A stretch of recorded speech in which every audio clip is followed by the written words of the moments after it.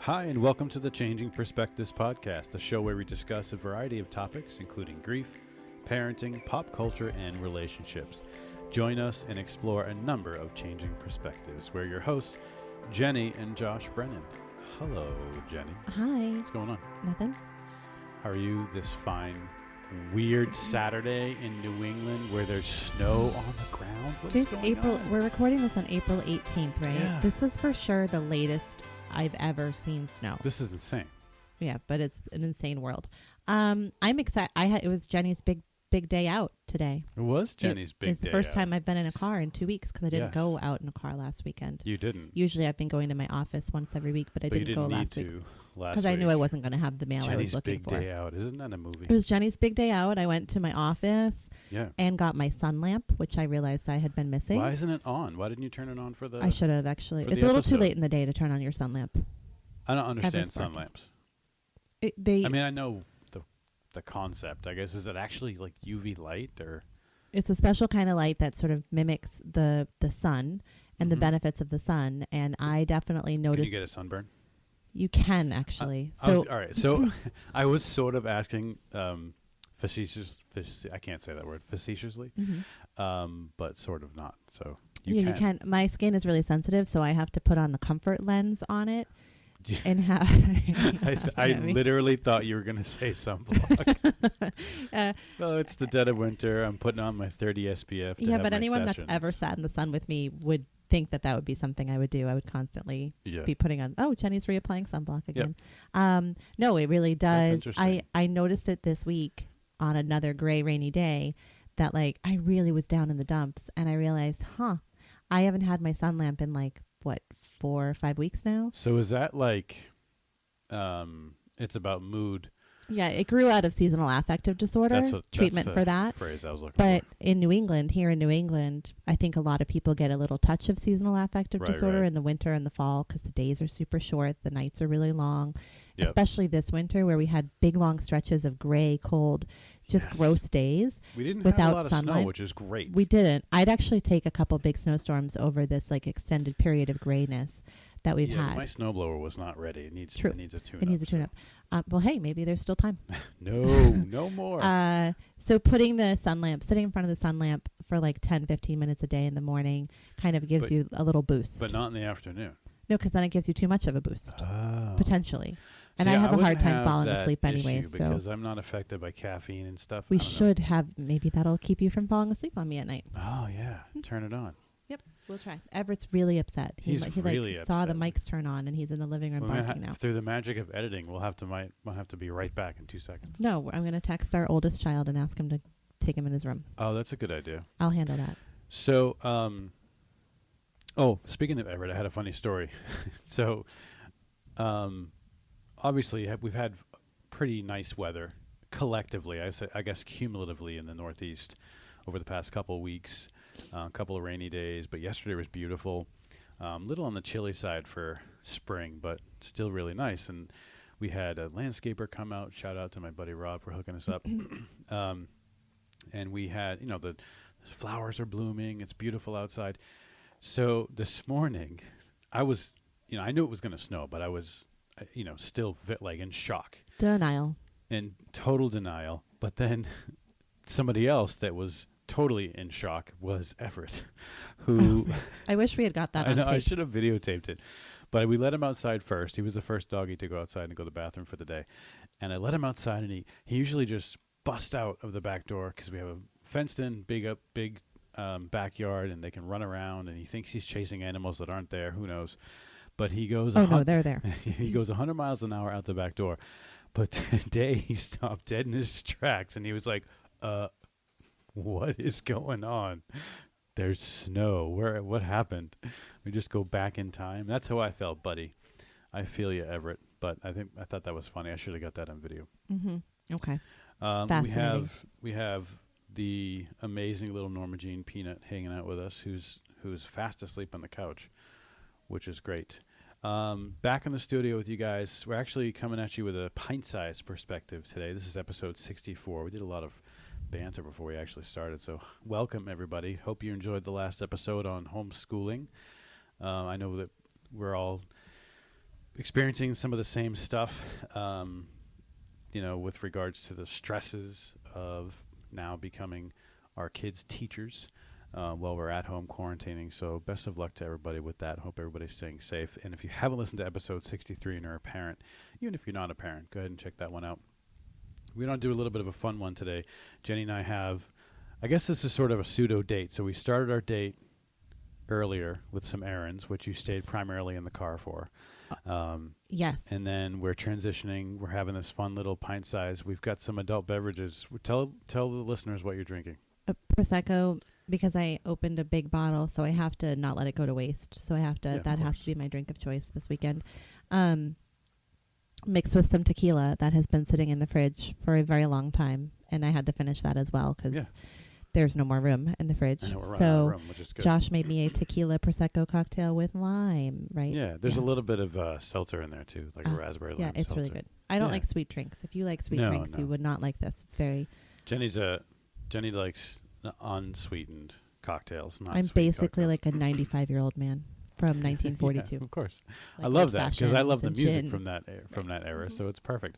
I saw a T-shirt on Facebook. What was it? I'm old-fashioned or something. Yeah. And there was A picture of an old-fashioned. I Yeah, need I to want get that for you. Mm-hmm. What are we actually talking about today? Well, can I tell what I'm drinking? Oh, right. Yeah, sorry. It's always beer. Yeah, that's true. I love beer. I'm a beer guy. We talked about that in other episodes, but I'm drinking out of my beer stein. You guys got me from one of our Disney trips. Nope. It was from Father's Day, I think, 2014. Well, to commemorate one of our Disney trips. Yeah. Yeah. And it's got Go Cinderella's us. castle on this it. has survived 6 years without being broken. Don't jinx me. I won't break it. I know. Mickey's on there. You did break and something Cinderella's last weekend, castle. Little shout out to me. It says Hakuna Matata, Daddy, 2014. But I'm drinking Harpoon. We have Harpoon Brewery here in the Northeast. They're based out of Vermont and Boston. I think they're available for the most part along the eastern seaboard anyway. I could totally be making that up. But I love hoppy beer. I'm an IPA guy. But as we've talked on some previous episodes, I'm having some sort of a weird reaction to IPAs just in general. Why are we going to this place now? Can I This is talk not- about the beer, This though? is boring. It's not boring at all. Okay. I love the taste of IPAs, but IPAs in general have been not agreeing with me.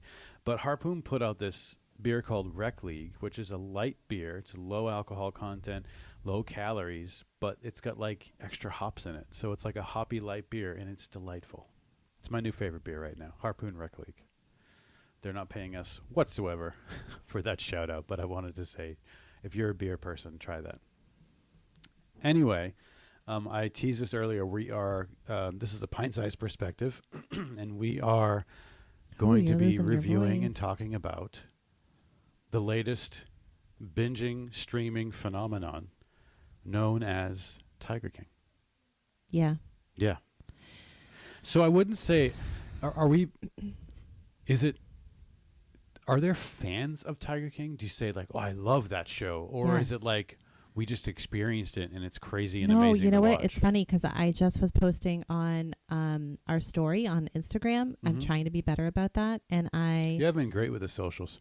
Did you say I haven't You've been great with the socials. Oh, thank you. I appreciate that. So where is it? Oh, so I said date night. I guess the best way to show you. Anyways, I was trying to put in Tiger King. So I was going to like their stickers. I don't even know if you know this. Have you ever posted in a story, Josh? Yeah. I don't have too much experience with the stickers, Anyways, but I know what they are. Like when you click Tiger King, it will come up with like stickers and gifs. It's GIF because it's graphic interface. And there's like something. Joe Exotic in a heart and Joe Exotic for president and lots of pictures of Joe Exotic. He did run for president. Team Joe hashtag Team Joe Exotic, make America exotic again. Wow. Yeah, I guess that's it. And then like lots of flashing lights around Joe Exotic. But are people fans of him as a person, or fans of the show, fans of his persona? You know. Listen, I think he got, how much did he get in terms of the vote when he ran for governor in his state? He came in third, but I think he had like 20%. Yeah. That's not a drop in the bucket. No. I think he does have fans. That's crazy. I'm not one of them. What a weird show. An amazing, phenomenon. So listen, spoiler alert, we're going to talk about What now? spoiler alert. Mm. We're going to talk about some of the details of the show. So it's a 7-episode series on Netflix. There is a special episode 8 that's come out. We haven't watched it yet.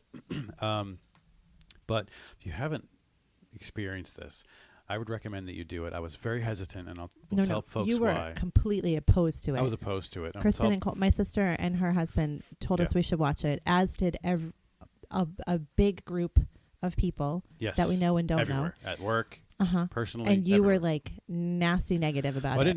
I didn't know what it was at first, and I looked it up. It is what you thought it was, though. Yeah, for the most part. Mm-hmm. There was a lot of episodes in there that weren't really about the animal stuff, but then the animals were still a backdrop. Yeah. So I was very opposed to watching because I'm unabashedly and unapologetically anti-zoo and very, very much so pro-animal rights. Where did that come from? Because I look back at our pictures from our oldest, and we celebrated his first birthday at the zoo. I know. I think it was just the three of us, me, and him. And we had a family membership to that zoo for a couple of years. I don't know. And then when did it change? I don't know. I think the more research I've done into it. It was probably when you started listening to podcasts. Well, I was always a little hesitant about zoos, especially like when you talk about animals that don't. Can you hear my cocktail? Sorry. Yeah, a little bit. It's wonderful. Sorry. Especially when you talk about animals being in a part of the world that they don't belong. Right. Like it's snowing right now in April, and I'm sure there's tigers at the local zoo in Boston that are out right now. They do not belong in snow. And that's just an example. Well, Oklahoma gets snow, right? I think so. It's cold. It's cold. So that's where the Tiger King takes place. And so, but then I was like, okay with zoos for the educational aspect, but also I was okay with zoos because there's one local to us that's the one you're talking about. For the most part, 90% of their animals are indigenous to the region. They're from New England. But and I believe they were like a non-profit zoo. Yeah. Do all zoos have to be non-profit? I guess not. I think there is a law. Well, then how do you explain Animal Kingdom? About that. No, I'm not sure. Maybe not. But they all have to do something about conservation. You're just making it up now. No, I'm totally making it up. But but I was okay with it for a while. Jackson really enjoyed it. And we enjoyed going there. But then the more research I did and just the more I thought about it, even if they're indigenous from the region, I still don't believe they should be there in cages. They should be out in the wild where they belong. I'm in support of conservation and animal rescue and rehab places, that kind of thing, of course, with their goal is to treat and release. But anyway, some animals. This is not gonna be a Josh on his soapbox episode about zoos and stuff. Okay. I do have a couple links to share with folks at the end to do your own research. But anyway, we got into this, and what an amazing, crazy show, just in general. I don't know that I would say. I would say that amazingly produced. Netflix documentaries are, and I can't think of what else has been a Netflix documentary. What else have they done that we've watched? But I feel like we've watched Netflix documentaries. How to Make a Murder.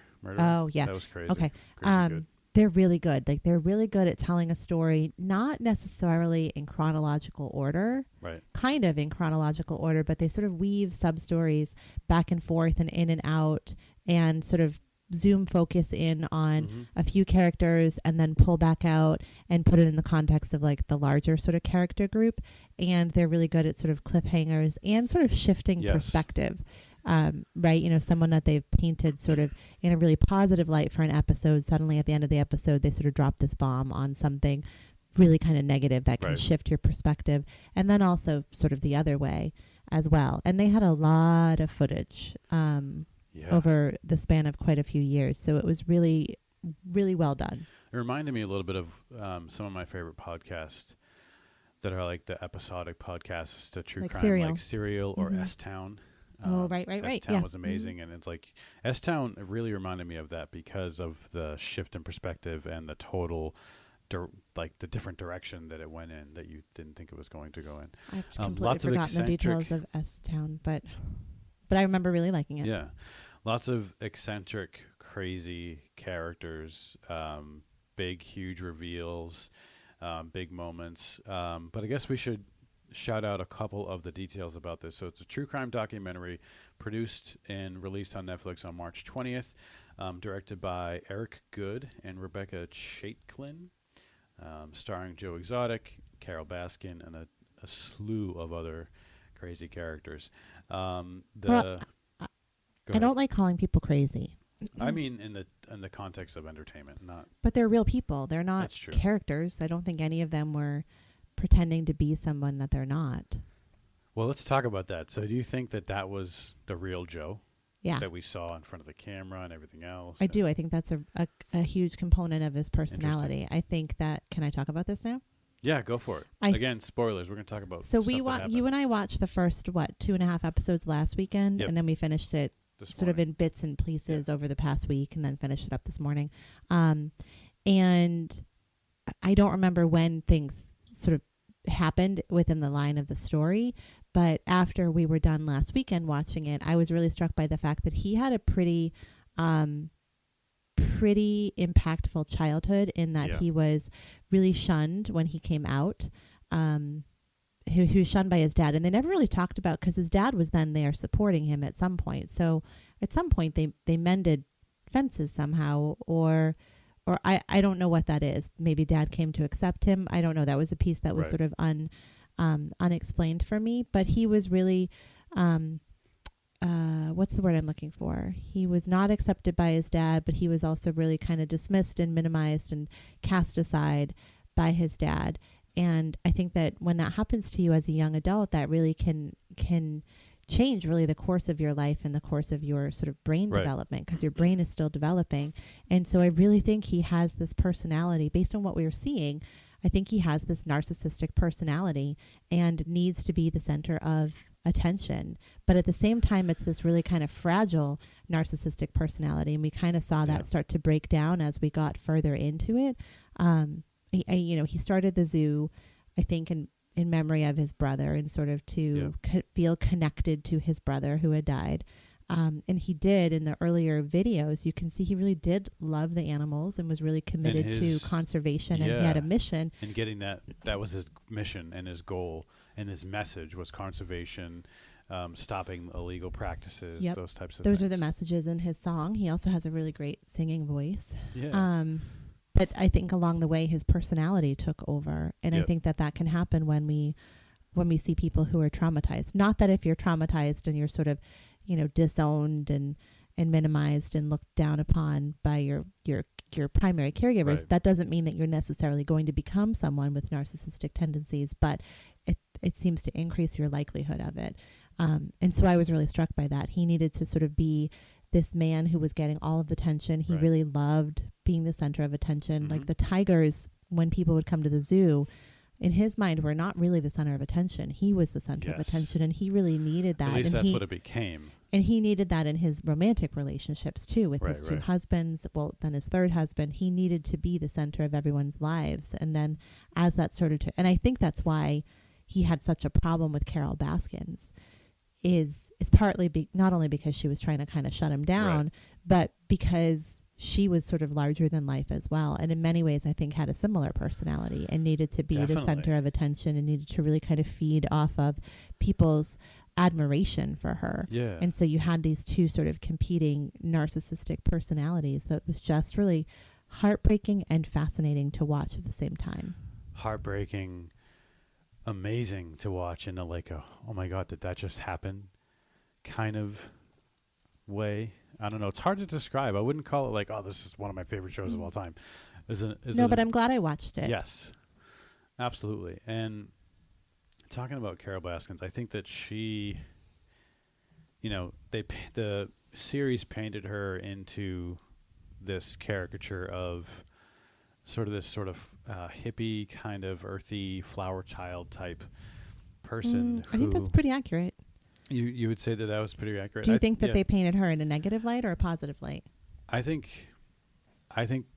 for the episode where they talked about did she kill her husband, I think they painted her in a negative light. See, I think during the whole series they were kind of poking fun at her. I think that they have, to me, the sort of tone about Carol Baskins from the documentary's point of view is that she's kind of a caricature is a good word. She's not really serious. She's not someone who's sort of this great altruistic person, that she is in many ways But just like Joe Exotic. exactly, and but that's her goal. Like that's her mission. Is she thinks I'm opposite of him. But I don't know that she I'm really the is. counter Right. to the world of breeding and cub petting and zoos for profit. I'm the counter to that. But in reality, it sounds like it seemed in the series like she was just like him. I don't think she's breeding anymore, though, right? I don't think so. No. So she's, in that respect, she's Right. not. But it doesn't look like, based on what the series showed, Right. it doesn't look like the animals have, really great what do you call those? Encaptures? Cages. Mm-hmm. Yeah. Just say true, cages. True. They don't have the biggest. It's not like Prisons, they have this cells. It's not like Animal Kingdom, right? Like I know Animal Mhm. Kingdom and Disney. We love Disney. You're drinking out of your Disney Stein right now. Yeah. Hakuna Matata is Swahili, and actually, sort of Lion King, which is sort of featured at Animal Kingdom. Yes, And Animal Kingdom is essentially Disney's version of a zoo. it is. However, when you go through, they're not in cages. They are in During the day. captivity. Yeah, they do go into enclosures. That's the word I'm looking for. Enclosures at night. But during the day, they're free to roam because of the design of the park. Mhm. So that there's sort of natural, sort of, I've got no word we call on a Saturday. Environment. Yeah, environmental stuff, heights and valleys and rivers and stuff that sort of separate Yeah. the In lieu of bars or walls Right. or whatever. and so it's certainly not that, at least the way Netflix showed it. Right, exactly. So, but I think in general, though, the series was about people Oh, for sure. and people's interaction, and I was pleased to not see as much of the bad animal stuff as I thought. I still saw way more than I wanted to see. Yeah, no, it's very true. It's very But sad. getting back to the similarity between Carol and Joe, even in the way they treat their staff and their volunteers, there was that whole sort of bit about Yeah. Carol's volunteers and how there's these different levels. Sort of cultish. It is sort of cultish. Just like And Dr. Antle. Who totally cultish, right? Holy crap. Like they're all really similar. That I feel like I've seen him on talk shows. I know they had a lot of I think I have too as well. Yeah. Yeah, we'd have to look that up. Interesting.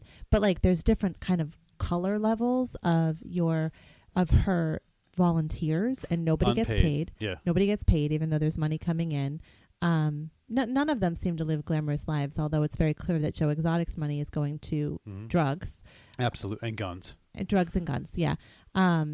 And Carol said like she doesn't really know her volunteers until they get to a certain color level. Like it's just That's this sort of like narcissistic, like I've got Yeah. all these people under me, which is something all three of the main characters. Yes. Well, and then the other two sort of ancillary characters, right? Jeff. Yep. And then the other guy that always had the monkey. I don't know his name. Travis something. No, Travis was Joe's boyfriend. Oh, Tim. Tim Stark. Tim. Stark. All of them kind of that they needed to be the top tier. They needed Yeah. to have people under them. They needed to have people serving them, whether it was their staff, their volunteers, their wives, their Right. husbands, whatever. That was all. They're all really similar.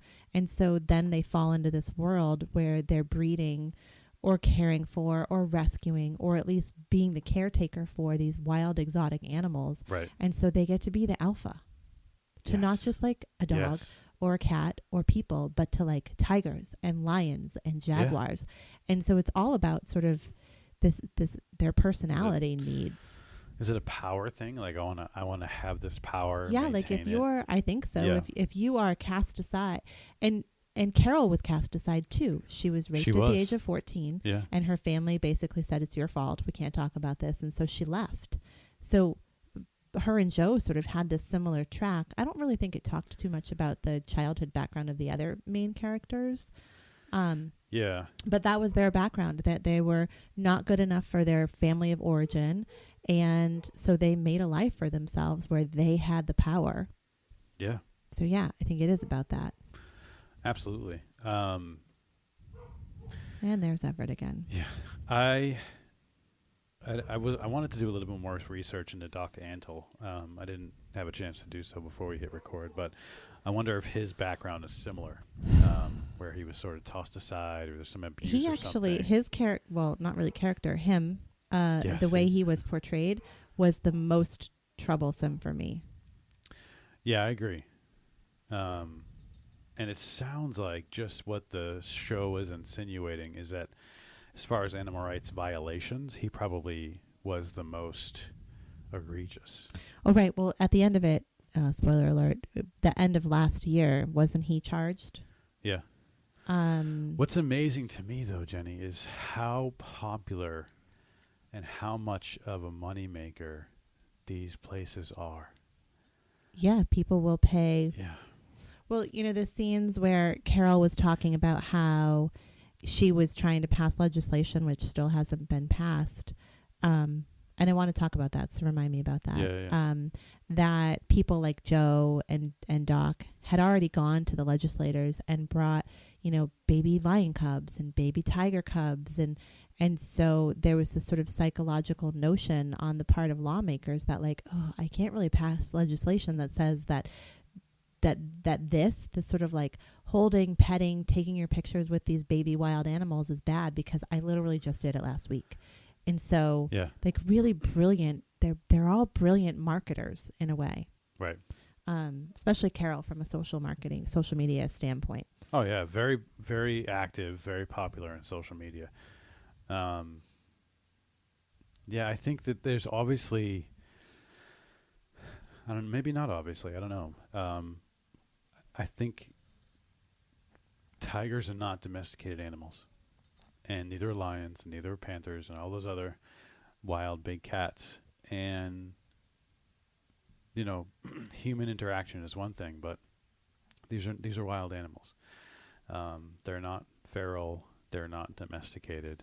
They are wild animals, and even though it's fun and wonderful, and I would love to be able to pet and hold a baby tiger, baby lion, whatever, it's not right, and I don't think it is something that is ultimately good for the species. And the fact that they're making money off of it. Again, I'm not going to get on the soapbox. I apologize, Jenny. Okay, that's fine. So we recommend it for people. It is TVMA, kind of tough subject matter, very adult subject matter, but we do recommend it. Again, spoiler alert, Jenny, totally. Yes. Do you think that Jeff Lowe was involved in the murder plot? I do. Well, yes, I do. I think that, and I said this to you after the episode, I don't remember which episode, when he came back from Las Vegas and then there was this big fight between him and Joe. I said, I don't really buy this fight. Like Jeff's sort of personality and it could be the editing, but his sort of persona and personality and approach to Joe sort of shifted after that, and I didn't trust him. And I said, I bet he cut a deal with the feds when he was in Vegas, and come to find out he did. Right. And I think he probably did then sort of stoke the fires a little bit to make things happen. And the fact that he never got on the stand, I think there's more to come. Yeah, absolutely. From that. He is someone who is his character seems very untrustworthy. And it sounds like there was more about the animal abuse stuff that happened at the GW Zoo that was not shared with or talked about. They were sort of insinuating some stuff towards the end of the series, which I was happy to not have to see that stuff, but it does sound like that was the case. But crazy show, entertaining to say the least. I'm curious to see what it's all about this last episode, which hosts Joel McHale. We watched the opening, which was Joel McHale's hilarious. So the opening was funny. I think that it's a pop culture phenomenon. In fact, I saw something. Do you remember Britney Spears in 2001 at the MTV Video Music Awards? The "I'm a Slave for You"? Yes. And there was a tiger in a cage? Yes. That was Doc Antle. He was on stage during that performance. Really? He wasn't the tiger. It was his tiger. Oh, that wasn't him? Yeah. I see. Yeah, so he's got like and she had a albino python. Yeah, so he was big in the entertainment. Yeah. Way back then.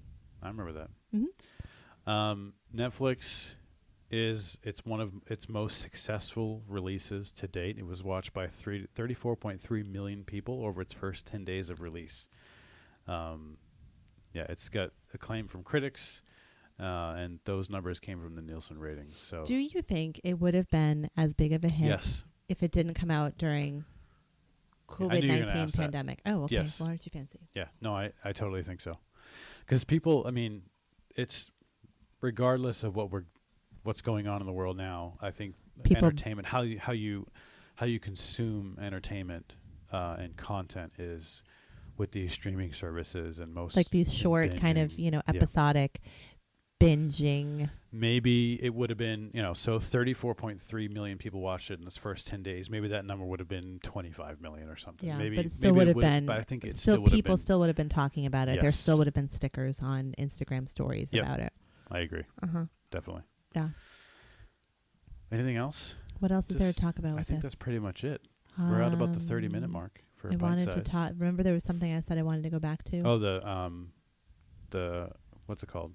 The legislation. The legislation. Yeah. So I struggle with this because I'm not. I am neither a registered Democrat. Yeah. Nor am I a registered Republican. I know I am a social worker.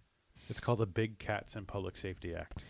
I think. But I am an independent, and a big part of me is also kind of a libertarian in spirit and kind of believe that people should be able to do what they want as long as they're not hurting. Oh, okay. I just answered my own question. As long as they're not hurting anybody or anything. There you go. So never mind. I just answered. I was going to say, why am I okay with legislation that tells people they can't own or have these animals as pets? Because we clearly saw a lot of them really have a real affection and love for these big cats. Oh, yeah. And watching them with them made me feel like it's watching us with our dogs. Absolutely. There were scenes with someone with a big lion and 3 dachshund dogs. And I was like, that's just like us. I could totally see us doing that. So if I did have all this space and I was a really great caretaker, why couldn't I have why couldn't I rescue a tiger? Right. But I think based on the facts that I've looked at, they need more space than we can give them. Yeah. Our domesticated dogs by DNA. These are DNA. In their DNA, they are now not bred. I mean, they... Majine's looking at me. She's got these big eyes right now. I know, Majine. Hi, baby. She's like, are we getting lions? They're in their DNA. They're domesticated. Look up domesticated animals. I know. You told me about a podcast where you listened to how dogs have become domesticated, but cats really aren't domesticated because it's in their DNA, and they've just kind of realized that hey, humans will give us food. We'll stick around. But which is probably where the big cats are. They're like, I'm a wild animal, and I'm still going to drag you into my enclosure and eat you, human, but I'll tolerate you because you throw me some cows. But the bottom line is they need more space than we can give them, even in Animal Kingdom, when it comes down to it. Yeah. They need more space than that. Well, that statistic at the end that there are somewhere between 5,000 and 10,000, which to your point that you made when we were watching it, that is a huge discrepancy in data there, right? Could be 5,000, could be twice as much. We don't really know. Are owned privately just within the United States, and there are only 4,000 that live in the wild. That's a startling statistic. One of the links I'm going to post in the show notes is for the World Wildlife Federation, worldwildlife.org, and their tiger section talks about the status of this endangered species, the tigers. After a century of decline, overall wild tiger numbers are starting to tick upward, which is great. Based on the best available information, tiger populations are stable and increasing in areas such as India, Nepal, Bhutan, Russia, and China. An estimated, but it's only 3,900 tigers in the wild, Jenny. That's crazy. According to WWF here. Yeah, and 5,000 plus in captivity. But in the United States. The only way for people to appreciate this species and appreciate the fact that they are dwindling is the only way to get into people's heads is to sort of allow them these experiences where they can get up and close and have some sort of personal connection with a cute baby tiger that makes them sort of pay an expensive fee that includes a donation to a conservation fund. Is that the only way to get people to care? Not at the tiger's expense, though. I don't think so. It's not worth it. I guess my question would be, what is the data to show that zoos, maybe perhaps well-operated zoos, have increased tigers in the wild? Like, what's the data? Is there data That's a great question. that shows that, you do sort of have to have a little bit of this kind of not great stuff in order to have there be a benefit to the tigers in the wild? That's a great question. I guess I'm curious about that statistically, because maybe zoos are sort of a necessary evil. I don't know. Right, because maybe people wouldn't care. All those people we saw, they all sort of theoretically, a lot of them, their ticket may have been considered some sort of donation, even if $1 of it or something, to some sort of wildlife fund. Those people probably would not have donated or tossed $1 in a bin for some random tiger thing, because they don't care about tigers. But now they've had this experience where, like, oh, remember I was in that hotel room and there was this cute baby tiger I got to get my picture taken with? Yeah. Maybe then they're feeling more connected. It does feel icky. So icky. But maybe it's a necessary I don't think it's evil. Well, but we created the evil. We went into the wild and took them. Right? They weren't bred in captivity. A lot of them didn't start as being bred in captivity. Now they are, but it didn't start that way. We took them from the wild. So the numbers in the wild were what they are because we took them from the wild. Right. But is this the only way to sort of right that wrong or undo some of the damage? I think you can't really right a wrong, but... Right. I don't know. Okay. Do your own research. This feels very unfinished. Okay. Well, I think that I would love to do a zoos episode, myths about zoos or whatever. I don't want it to be very soapboxy. But maybe we could, and maybe you could do some research into like the statistics around that. Yeah. Has the population, excuse me, I have the hiccups, has the population of like wild tigers and wild elephants actually increased because of the efforts of zoos? That's great. That's a great question. And I think that we should do some research. And we'll do a myths about zoos, and we'll talk about that. Okay. All right. That sounds good. Does that sound good? Yeah. Are you making a note of that? Because I'll forget. I am. Well, I'm passionate about this. Oh, wait. We have a shared note. I'll add that. Put it in there. Okay. Add that. All right. Do you have anything else to add? No. Do awesome. you? Was there anything? I feel like we didn't really talk about a lot. Well, we've been talking for 37 minutes, so we have plenty of stuff. Okay. Chock full. Okay, everybody. I wanted to first, before we end this one, invite everybody to check out our blog.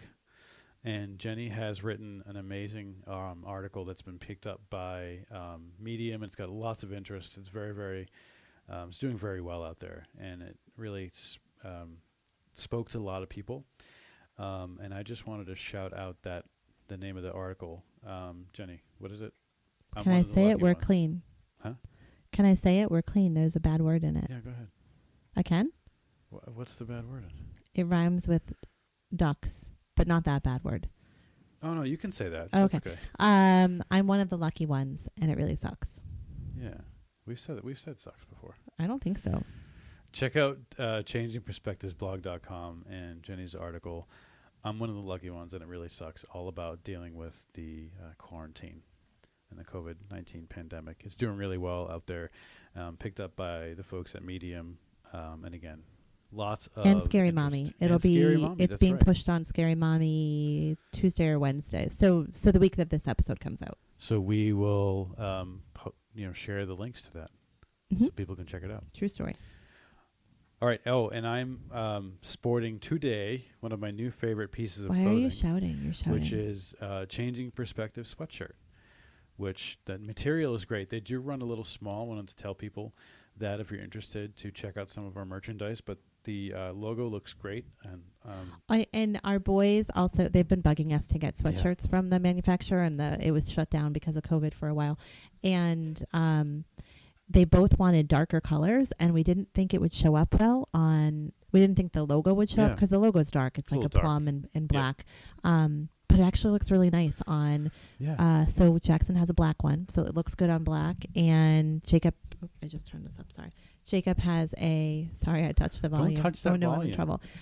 Jacob has like a denim colored one. It's not denim. Nice. It's and like you have a light gray. I have a dark gray, like a charcoal gray, and it looks great on all of those colors. And one of our T-shirt winners got it in red. It looks really great on red. Yeah. and I forget what we didn't get to see the other one in person. But yeah, they run a little bit small, but the material on the sweatshirts, both the regular sweatshirts, the regular hooded sweatshirts, and the light one, you have the lightweight one, is really soft, really comfortable. In fact, our boys won't take theirs off. We have to be like, you need to wash those. You need to wash that, and they're like, well, but we don't sleep in it. We take it off to sleep. And I'm like, but you put it back on because they're so soft. Yeah. So I'm really impressed with the manufacturing. And you got a mug. Yes. That is really perfect for your espresso. Yes, it's awesome. Yeah. So I'm really happy with the manufacturer. Everybody.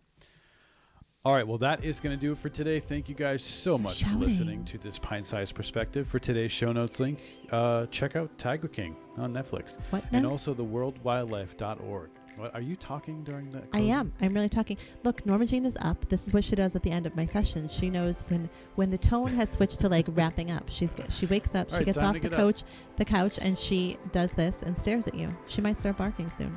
Please follow us on Facebook, everybody, at Changing Perspective Podcast, on Instagram at Changing Perspectives Blog.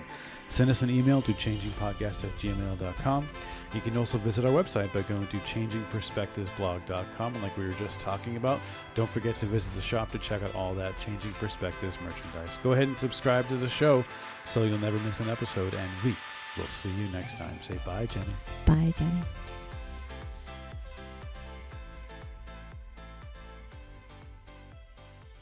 Hey everybody, Jenny and I want to tell you guys about Lashbinder. Yes, Lashbinder was created by celebrity makeup artist and host of the Clean Beauty podcast, Cassandra McClure. Lashbinder is a lash application tool and method that has changed the lash game forever. Lashbinder makes lash application easier, faster, and even safer than ever before. And with each Lashbinder sold, Lashbinder will donate one to a cancer patient who has lost her lashes due to chemotherapy. How amazing is that? That's super amazing. Lashbinder is available on Amazon and at select boutiques nationwide. And you can also visit lashbinder.com. And just for our awesome listeners, you can enter the discount code Changing Perspectives at checkout for $5 off your entire order.